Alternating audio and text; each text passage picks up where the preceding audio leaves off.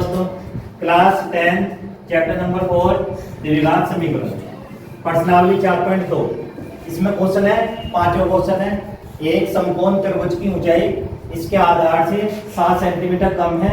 यदि कर्ण 13 सेंटीमीटर का हो तो अन्य दो भुजाएं ज्ञात कीजिए। इसमें सबसे पहले किसकी बात हुई है? एक समकोण त्रिभुज। पहले समकोण त्रिभुज बनाएंगे हम। सबसे पहले समझ में आपको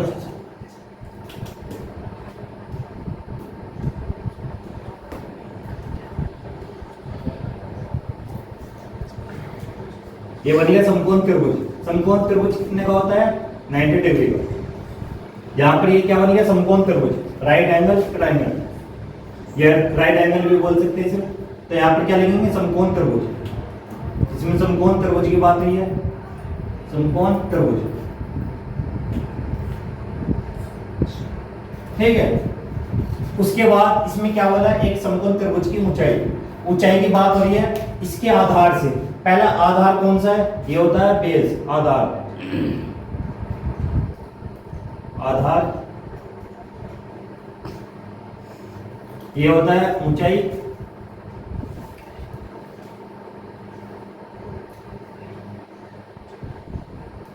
और ये कर्ण।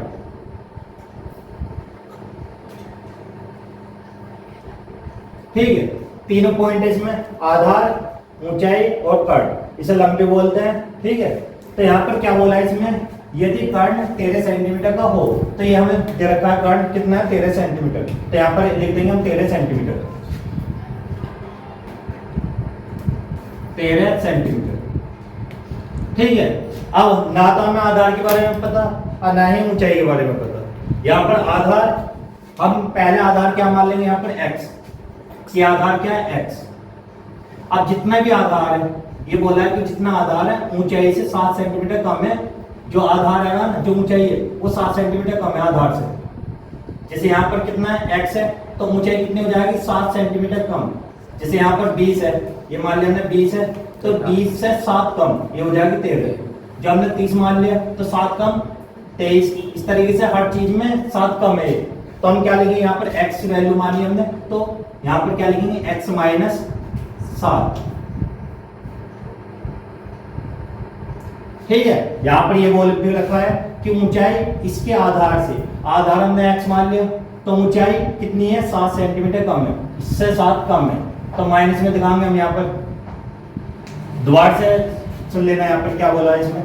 एक समकोण त्रिभुज की ऊंचाई इसके आधार से 7 सेंटीमीटर कम है। जितना हमने आधार मान लिया उससे 7 सेंटीमीटर कम है। किसी कारण ये 100 होती, तो 100 से 7 कम कितनी हो जाती? 93, 93। ऐसे यहाँ पर 50 होती, तो 7 कम कितनी? 43। तो ध्यान रखना, यहाँ पर 7 सेंटीमीटर कम बोला, यहाँ पर x माना, तो x minus 7।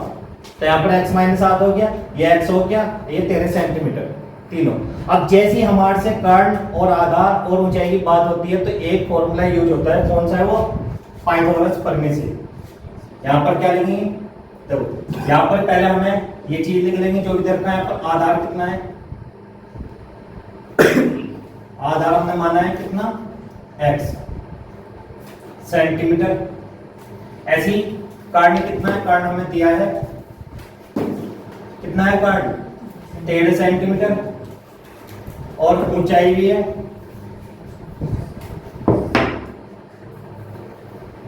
x minus 7 centimetre,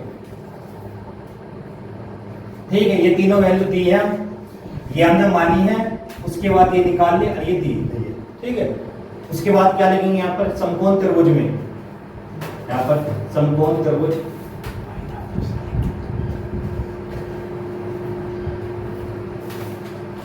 समकोण त्रिभुज में या राइट एंगल ट्रायंगल में, ठीक है। क्या? पाइथागोरस प्रमेय से, पाइथागोरस प्रमेय या थ्योरम, पाइथागोरस प्रमेय से।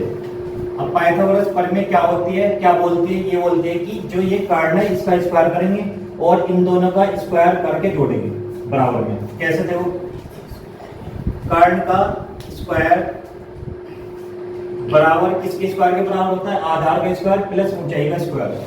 तो यहाँ पर ये लिखेंगे आधार का स्क्वायर प्लस ऊंचाई का स्क्वायर। ये होता है फॉर्मूला, ठीक है। यहाँ पर तो ये मैंने इसमें से लिखी है, लेकिन ये समकोण त्रिभुज में पाइथागोरस प्रमेय फॉर्मूला याद होना चाहिए सभी के। जो ट्रिग्नोमेट्री होती है उसमें बार बार ये यूज होता है। जो एक तो 8 चैप्टर है, एक 9 चैप्टर, दोनों में यूज होता है थोड़ा बहुत ये। तो यहाँ पर कर्ण कितना है, यहाँ पर 13, या यहाँ से देख सकते हो तो 13 लिखेंगे कर्ण की जगह। 13 का स्क्वायर, आधार कितना है यहाँ पर x, प्लस ऊंचाई कितनी है x माइनस 7। अब 13 का स्क्वायर कैसे निकालते हैं, 13 की 13 में गुणा करेंगे, कितना आता है 169। इसका स्क्वायर सेम ऐसे रह जाएगा x स्क्वायर। अब इसका फॉर्मूला जैसे खोलेंगे, इसका फॉर्मूला क्या होता है समझना। यहाँ पर a माइनस b का होल स्क्वायर क्या होता है, a square plus b square और माइनस 2ab। ऐसे यहाँ पर खोलेंगे, पहले इसका स्क्वायर करेंगे x स्क्वायर प्लस है, फिर यहाँ पर प्लस है उसके बाद माइनस है, प्लस 7 का स्क्वायर कितना होता है 49। 7 की 7 में गुणा करने पर 49, माइनस लगेंगे 2 की 7 में गुणा करो 14 के x में गुणा तो 14x। ठीक है, हमेशा जब भी स्क्वायर बोलो पहले इसका स्क्वायर कर दो, फिर प्लस में इसका, फिर माइनस 2 की 7 में गुना, जो भी आंसर आया उसकी x में गुना करके लिख जाए। ये आसान होता तरीका, ठीक है।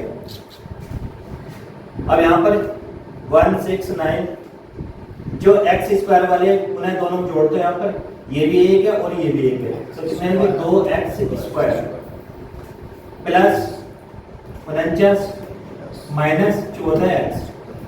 अब ये दोनों जो x स्क्वायर वाला है प्लस का होना चाहिए, प्लस का है, तो इस वाले को पद को हम इस साइड में ले जाएंगे, ये प्लस का इस साइड में माइनस को जाएगा, तो क्या लिखेंगे 0 बराबर 2x square plus 49 minus 14x, और ये प्लस का इस साइड में माइनस 109। ठीक है, अब जैसे ये लिखा, अब ये सब चीज हमने लिख ली, उसके बाद इसे लिखेंगे यहाँ पर 2x स्क्वायर, यहाँ पर पहले 49 लिख लें, 14x लिखेंगे और 199 से 49 घटा दो, कितना बचेगा देखो समझना। यहाँ पर घटाना 9 में से 9 जाएंगे 0, 6 का 4 गए 2, 1, तो कितना बचेगा 120, वो भी किसका माइनस का 120 बराबर 0। अब इसमें कुछ कॉमन आ रहा है सभी में, उस कॉमन को लेंगे। यहाँ पर 2 इसमें भी है, और 2 से 14 को भी भाग दे देंगे और 120 को भी हम भाग दे सकते हैं, 2 सभी में। तो यहाँ पर क्या लिखेंगे, सबसे पहले 2 लिख लेंगे यहाँ पर x स्क्वायर माइनस 2 से जब भी भाग देते हैं तो आधा हो जाता है। अब इसे भाग देंगे तो इसका आधा 120 का 60 बराबर 0। x square minus 7x minus 60 बराबर 0, और ये गुना में तो इस साइड में जैसे आएगा डिवाइड में भाग में आ जाएगा। अब ये सारा क्या हो जाएगा 0 हो जाएगा। अब ये बचा हमारे पास, तो यहाँ पर करते हैं क्वेश्चन। ठीक है, यहाँ पर लिखेंगे x square minus 7x minus 60 बराबर क्या हो गया 0। अब इससे इसे भाग देने पे क्या हो गया 0 हो गया। अब क्या करना हमें, यहाँ पर 60 का भी गुना, कितनी आनी चाहिए 60 गुना, और घटा का भी 7। तो पहले तो ये देखना है कि 60 कौन कौन से पार्ट में आता है, तो 60 को देखेंगे कौन कौन से टेबल में है। तो पहला हमें क्या होता है 12 पंजे 60, और 5 और 12 के में भी आता है, और 10 चिंग और 6 धाम। लेकिन हमें क्या देखना है यहाँ पर, जो घटा के कितना आना चाहिए 7 आना चाहिए। अब 10 में 6 जाएंगे कितना बचेंगे 4, 7 तो बचे नहीं। ऐसे 10 में 6 जाएंगे तो भी, ऐसे 12 में 5 जाएंगे 7 बचेंगे, यहाँ पर 12 में 5 जाएंगे तो भी 7 बचेंगे। तो दोनों ये वैल्यू ठीक है हमारी। लेकिन इसमें क्या करेंगे, जो बड़ी वैल्यू पहले है, बड़ी कौन सी मिलेगी 12, तो 12 में 5 जाएंगे कितना बचेगा 7, अब 12 की 5 में गुना होगी 60, तो यहाँ पर 12 माइनस 7 लिखेंगे।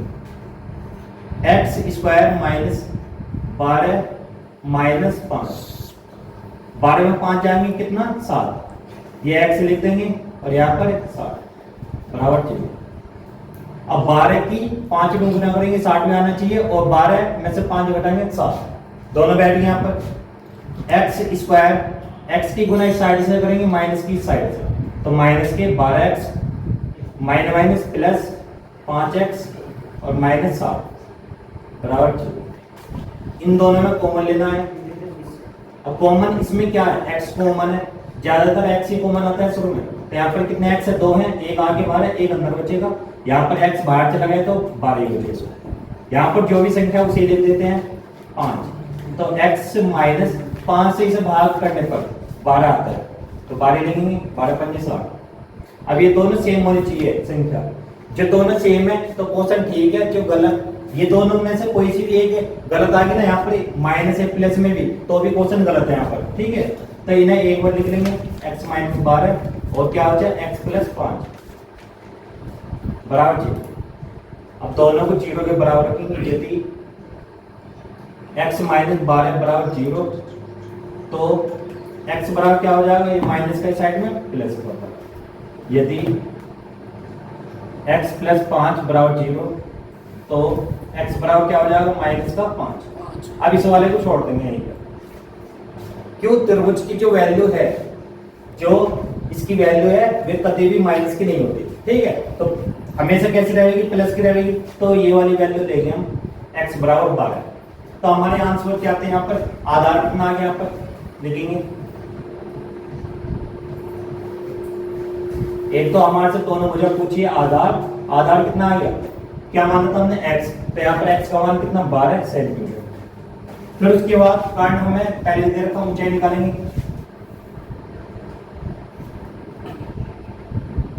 ऊंचाई कितनी है, अब यहाँ पर क्या है, x का मान कितना 12 में से 7 घटा देंगे, 12 माइनस 7 कितना बचेगा, 12 में 7 गए 5 सेंटीमीटर। तो ये हमारे दोनों आंसर है यहाँ पर, ठीक है।